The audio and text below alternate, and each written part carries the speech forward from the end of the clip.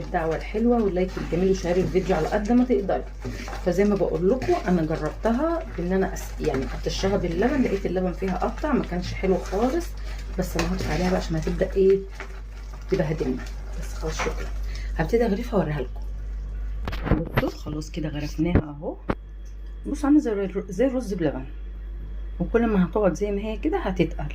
عايزه اقول لك طعمها والله العظيم جامده جدا جدا جدا. جربيها بطريقتي وان شاء الله ان شاء الله هتعجبك جدا جدا جدا جدا.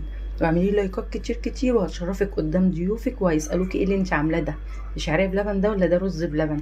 حاجه تحفه تحفه تحفه. لو وصلتي لغايه هنا مبروك خاطر اختك بالدعوه الحلوه واللايك الجميل واشتركي في القناه لو اول مره بتشوفيني وفعلي الجرس على الكل عشان يوصلك مني كل جديد، ولايكات كتير كتير وشيروا الفيديو على قد ما تقدروا. يلا مستنوني بقى في فيديوهات تانية كتير جايه ان شاء الله.